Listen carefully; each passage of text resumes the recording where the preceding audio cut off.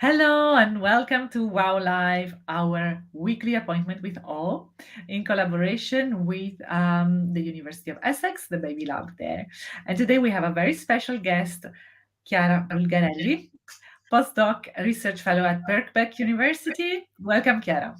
Thank you so much for having me. It's really wonderful to have you here again. And yeah, we would like to hear a little bit from you and who are you and what brought you here today chatting with us. Yes, so again, thank you again for having me here. As Silvia already said, I am a researcher and I am a mom of a 2 years old boy. And what I do in my everyday work life is to study social development in infants and toddlers. And I actually moved my first step in neuroscience by studying social skills in adults. But then I realized that a recurrent question where we're exploring topics such as empathy or emotional processing in adults were related to the participant's childhood, like how was their family? Did they had any like early risk factor or something happening in their life um, that oh sorry that um, that affected their developmental path. So all these recurring questions about their childhood were coming up. So I thought that might be then really interesting to start looking at this very early developmental phase. So then I started to be really fascinated about the first years of life, and because like as a parents we've always been told, and it is actually true, that what happened during the first years of life is very important, and sometimes this might have long-term consequences. Of course, like no pressures parents, but there are also like several other events in life that will positively or negatively impact your child's life. But surely we know that the first experiences are important. Why? That's why we're all here talking about that.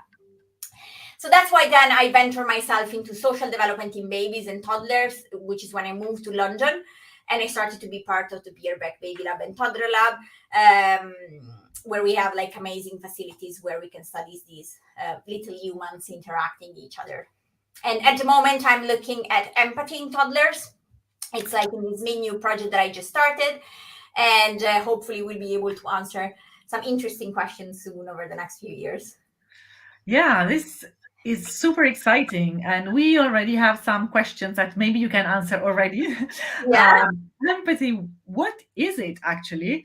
In our book, we try to find an image to express what empathy is and what it is not. And we came up with this image of a well and a friend that might have fallen in a well, and you want to help them out because you know what they are feeling, but you are not in the well with them. So this idea of having an emotion, that like recognizing an emotion in someone else, kind of experiencing it yourself, but not quite. So Exactly. So I think your image is perfect. So you capture exactly what the crucial description of empathy, which is like feeling sad or feeling happy for someone else, and normally is someone we care of. So you rightly said a friend, but with the understanding that this is not my sadness, it's not my happiness, it's not my feeling, right? And if you think about it, like this might, like as an adult, it might sound that's like something easy for you, but for a child that is still trying to like understand how to navigate in this super complex social world, it's something that doesn't click immediately. And this is exactly so these things of being able to differentiate your feeling to someone else's feeling is something, it's what differentiate a more mature empathic reaction to something that it's more like immature and that normally characterize young infants. So in psychology, we say that young infants have what we call affective sharing. That it's like in nursery, I'm sure you've ever experienced that. If you walk into a nursery class of very young infants, normally we say like younger than 2 years of age, one starts crying and everyone else immediately start crying. And then like the nursery teacher is like, oh my God, the nightmare.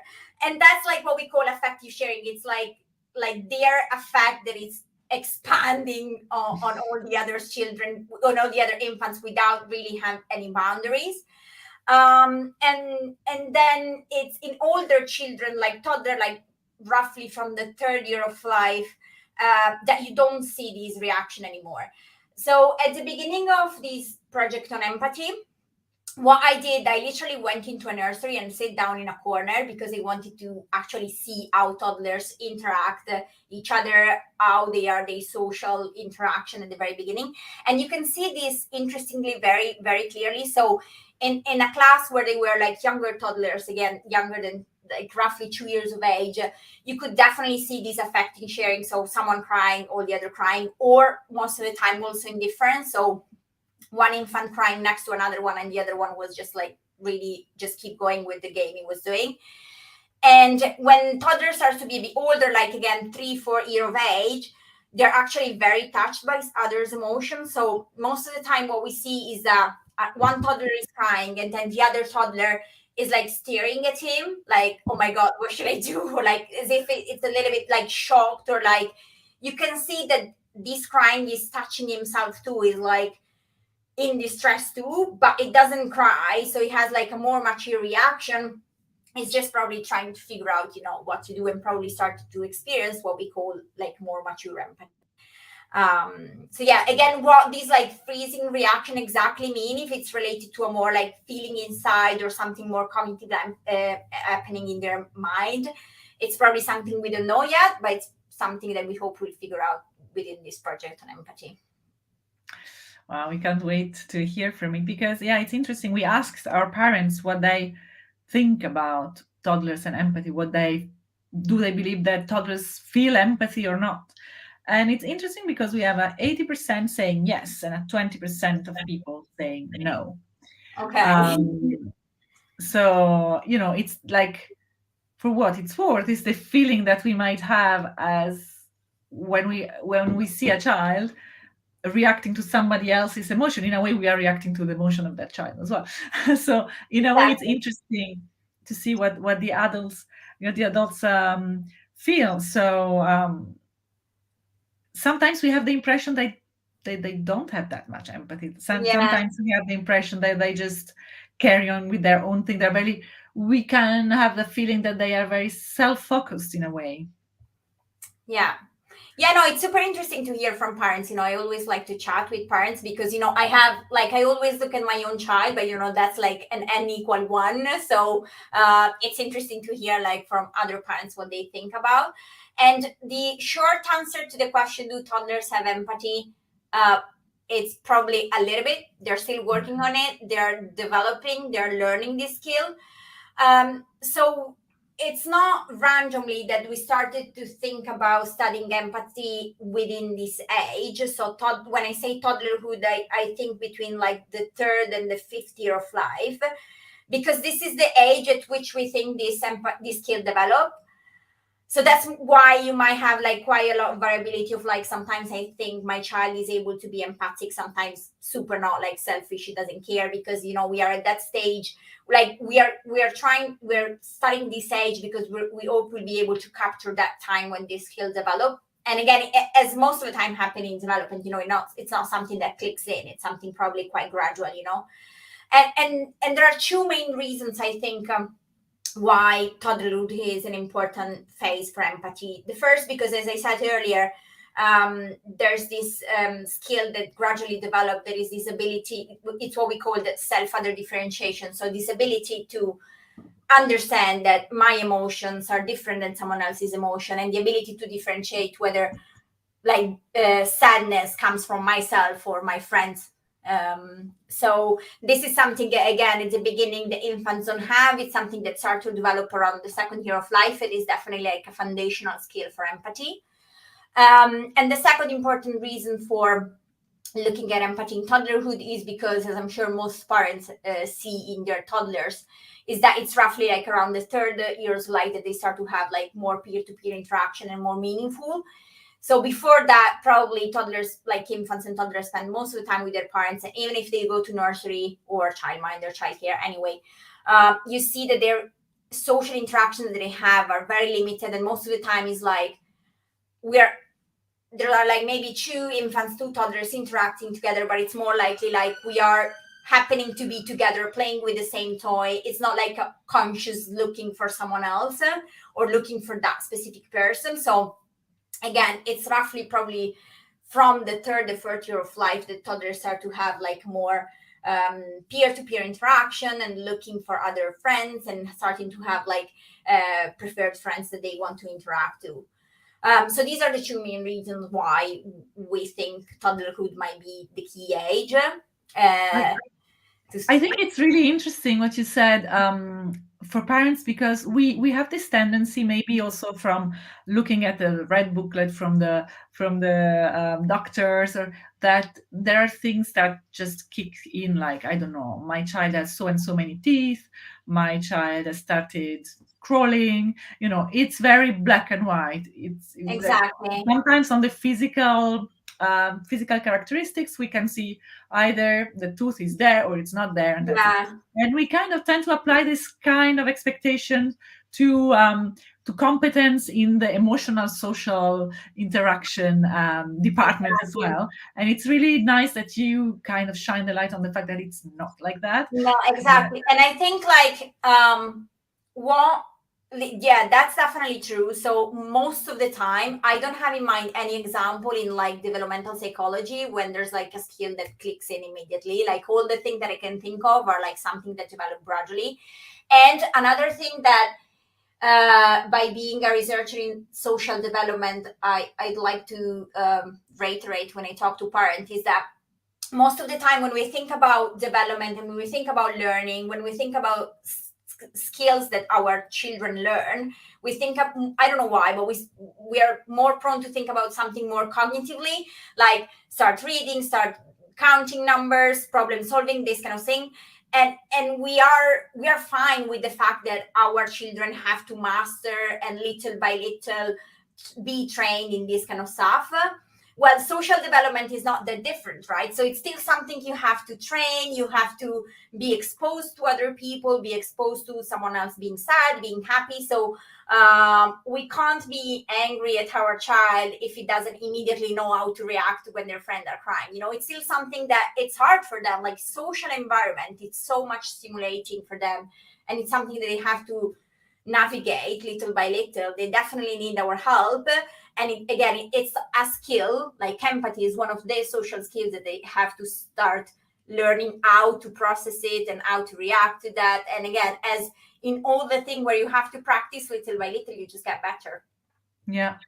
The one thing that comes to mind now, if I try to put myself in a toddler's shoes, that learning empathy, I'm thinking, if I had to move to somewhere, I don't know, Japan, somewhere where I can figure out some of the things, like some emotional reactions or some social cues that I will master, and then some other ones that I don't quite get. Yeah. To be honest, as an Italian, moving to London was like that as well, a little bit, like. Yeah, And no, I completely relate. Exactly. Yeah. yeah, so it's not that they plus you, if you add in, if you're tired, if you're upset, etc. So there are many reasons that can make it so that sometimes the empathy works wonderfully and sometimes it doesn't. And Exactly. it doesn't necessarily have to be the fact that the child does not want to be empathic with you at that time. Yeah, exactly. And that's also to go back to your question, like sometimes we feel that our toddlers are perfectly responding empathically to their friend, and some other times they're just like having a meltdown and don't really want to, I don't know, share a toy, or like being nice with the child that they just kick at the playground, something like that. It's also this context again that they're still learning it. And it's very much like overwhelming the social environment that we put them into, and they just have to practice and get better. And we definitely can, what we say in psychology, again, we can definitely scaffold, so support this skill as a parent, as a carer, as a teacher, in trying to making it like a little bit easier. Wow. We've been talking a lot about emotions, cognitions, this kind of thing, and you're studying them in a scientific way.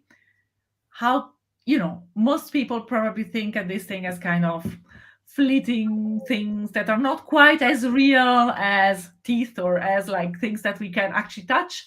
But you have some techniques that allow you really to look into that Yeah. quite solid way. Yeah. Tell us all So about that. I am super happy to be part of the Birkbeck Baby Lab and Toddler Lab. So we just opened this new part, the Toddler Lab, relatively recently. And I think, and I think the amazing thing about this lab is that is a lab that has been specifically being designed and built to be to test the toddlers. So interestingly enough, if you look into the literature in general, like not only on social development, there's a bit of a gap in like knowledge and understanding of the toddlerhood period. Because if you think about it, like if you're a parent of a toddler, you know how difficult it is to make them following instructions, sitting still, not messing around, and telling and doing exactly what you tell them to do, right? And this is all things that we normally ask our participants when they come into the lab. So sit still, don't touch again, don't touch anything, like and of course this doesn't work very well with toddlers. So the toddler lab has been built with this idea of what like a toddler in mind. So we have a very nice new lab where there are several different rooms that have been built to not look like a lab, but more like environments where the toddlers will be very comfortable, such as we have a living room, or we have a school, like a class that look like a school class. And the cherry on top of the cake is the cave, which is like an immersive virtual reality room where we can recreate any kind of scenarios that we want for the child. Like a playground, for example, is the one that I'm using for empathy. And all of that, so we can use all this room with the toddlers, and all the equipment we have is fully wearable, which means that, for example, we are using like some special caps to measure their brain activation, and they just, all the equipment like stays on the hat plus in a small backpack. Or I'm using some like pediatric selector to measure their heartbeat if it goes up during like emotionally relevant scenarios. And again, we have just like small stickers, and the little box attached to it goes in the backpack. So and that means that the toddlers can move around. We don't constrain them sitting still. Again, if you know a toddlers, you know how hard it is for them for staying still for more than 3 seconds.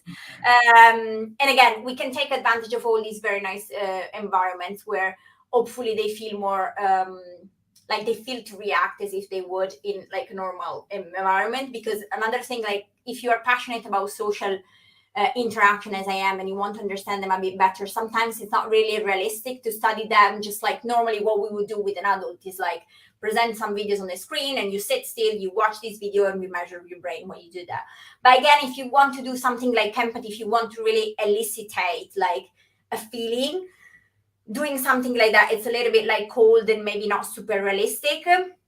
So the fact that we have this room where the toddlers can like interact with other toddlers, with the parents, or in the cave where we can put them, immerse them in like an environment that they likely experience in their everyday life, we think it might be something that resemble way more like their social life.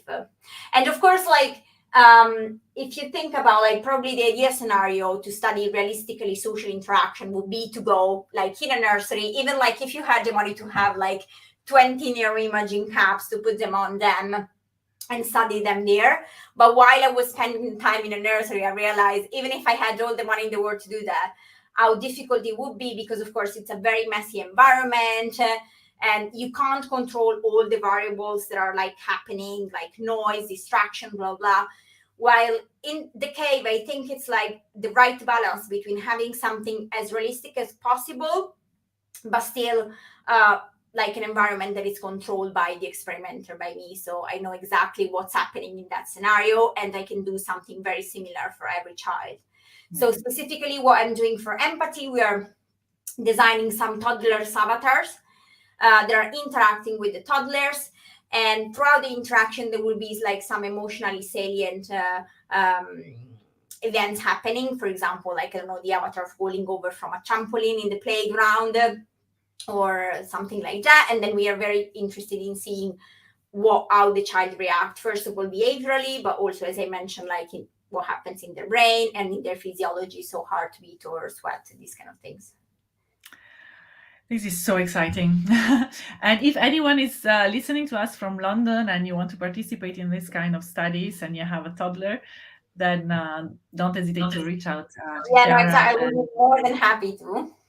Yeah, absolutely. That's so cool. I would like to get back to one word you said before. scaffolding, because Mm-hmm. we were talking about kind of babies, toddlers developing empathy, and then suddenly this word scaffolding makes me think of building site. So what's happening there? Yeah, so it's not fully unrelated. It's like yeah, a building site like the building site is actually our child. So scaffolding in developmental psychology means supporting, and we often use this word to refer to the care of the child. So a teacher, a parent, like any relevant adult that spend time with the child. And if we think about empathy, there's definitely some scaffolding that we can do. So as I mentioned earlier, we think that there are these two main components. So an affective component of empathy, more like the emotional feeling of it, and a cognitive one, which is like, I understand why my child is sad, and why my friend is sad, for example. And definitely what we can do as a parent is work on the cognitive one. So for example, if I think of some example, for example, so using like emotional words with our friend, or talking about emotion, both emotion coming from themselves or emotion coming from their friends. For example, I don't know, oh, you see that your friend fall over, like he cries, why do you think he is crying, things like that. It's definitely something that helps them like start thinking about these topics, using abstract words, using emotional word. So both talking about this stuff, but also showing them behaviors.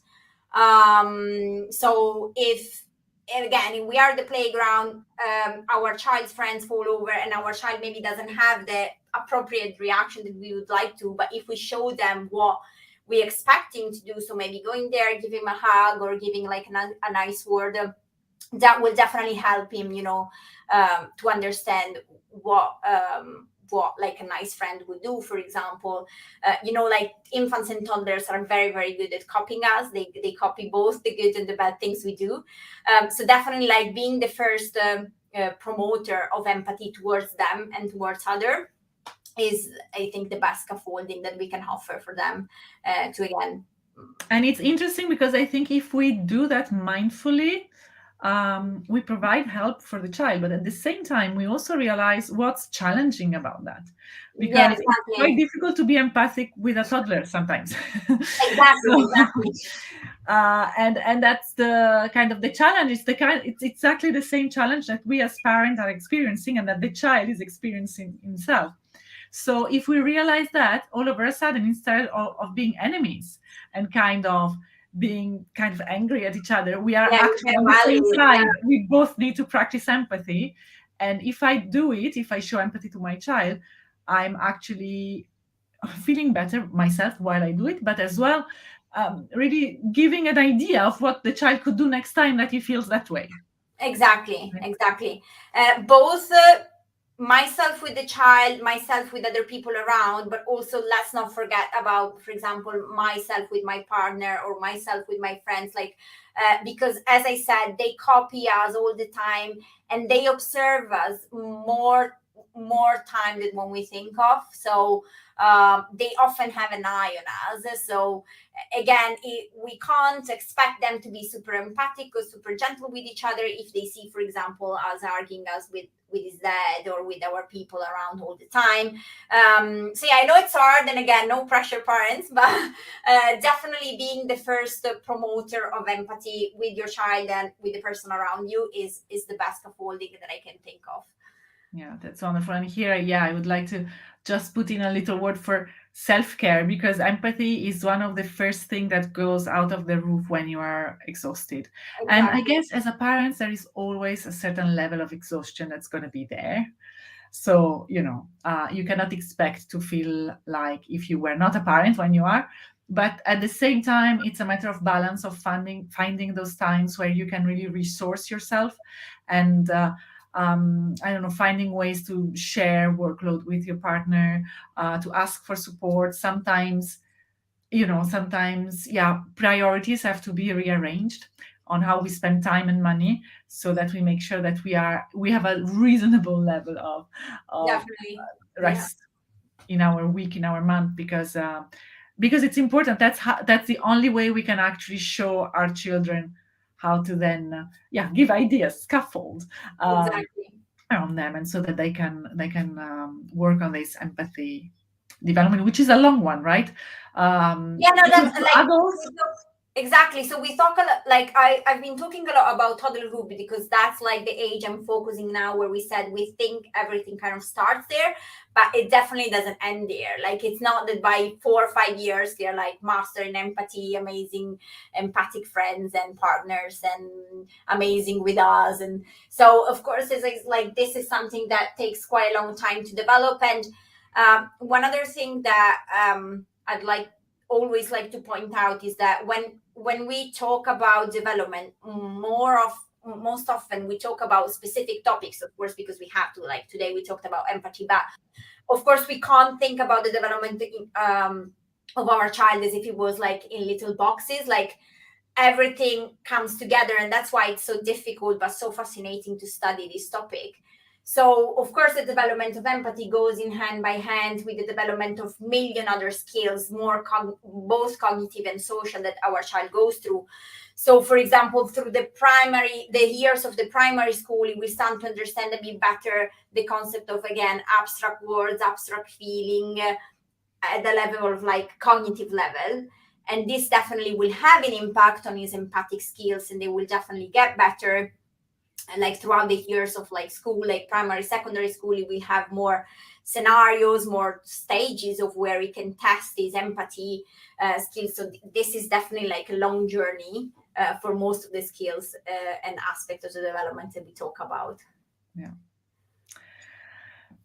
This is also fascinating. We could stay here and talk forever about these things, but yeah, we know your time is very precious. So we would like to ask you just one sentence. If there is one thing that you've learned in the toddler lab that you would like to share with parents, that everybody should know, and that it's maybe not well known enough, what would that be? Again, I'd like to reiterate the concept of scaffolding, and sometimes children do kind of ask for that. Like one thing I'm thinking about my experience in the toddler lab, because one thing really nice. So I started now to test the first few toddlers in the toddler lab, and one thing that happened in the first few toddlers that we tested that I wasn't expecting was that as soon as the avatar would fall over, and then the child looked at the mom. The mom is always with the child during the testing session, just to reassure parents who want to take part. The child looked at the mom as if like, what am I supposed to do? Like, what do I have to do? And when I talk to parents, and this is something that sometimes happen also in other scenarios, like playground or like at schools, like that they do look for us to navigate this complex social world. Like, what do you want? Like, what is the right things to do? What am I supposed to do?